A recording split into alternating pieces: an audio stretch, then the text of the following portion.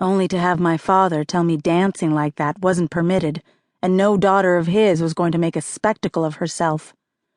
He wouldn't stand for it. It was how everything in my life went, and my mom never seemed willing to take a stand and defy him, even if it meant giving her daughter something she so desperately wanted. Anything that went against my father's wishes, or was deemed inappropriate and shameful, got kicked to the curb along with any sense of uniqueness and enjoyment. My parents wanted to squeeze me into a too small box, painted white and tied with a bow of tradition. Me being me would never be good enough.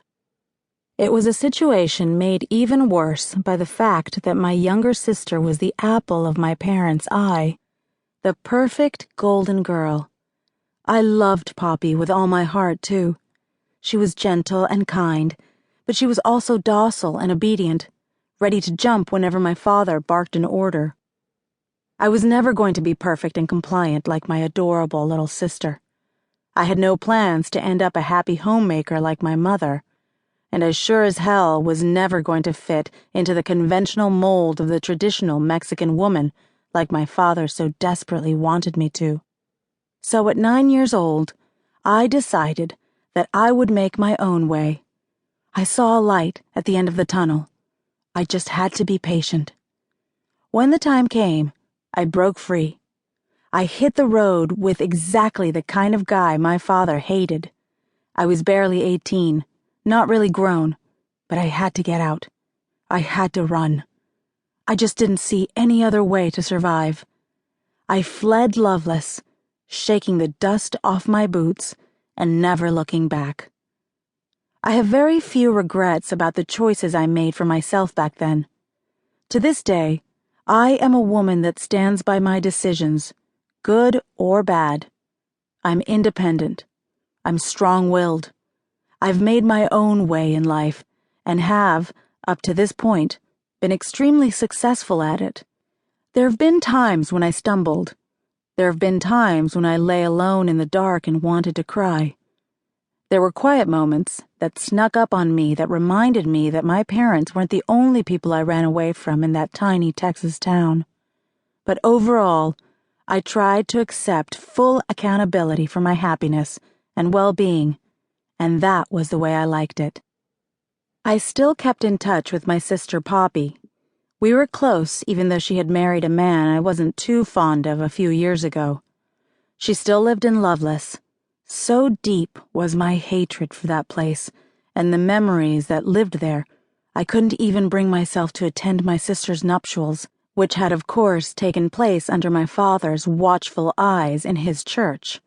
I liked to move around, so Poppy would come visit and get a feel for whichever big city I was calling home for the moment. Her visits had become much sparser over the years, and now I could only get in touch with her every so often for a quick chat on the phone. At first, my gypsy ways had landed me in Phoenix, and then Reno, all before LA had called to me, which had then been quickly followed by New York. I had tried New Orleans on for size, and had a blast in Austin for a few years. Most recently, I had landed in Vegas, and something about the lights, the noise, the constant flow of people, the way it really felt like a transient town, had stuck. I stayed in the neon jungle for far longer than any of the other places on the list, and settled into a really profitable career that hinged on all those decisions I had made that my parents were so sure were going to doom my future. I had a great job, a killer apartment, and I was even seeing a guy that was hovering on the edge of something closer to serious than I normally liked, when I got a call out of the blue from Phil Donovan's son. Phil Donovan was legendary in my world, a veritable god in the tattoo industry. He was the tattoo guy other tattoo guys wanted to be. He was the artist you wanted to say had worked on you. He was groundbreaking. He was famous. The list to apprentice under him was 100 million miles long.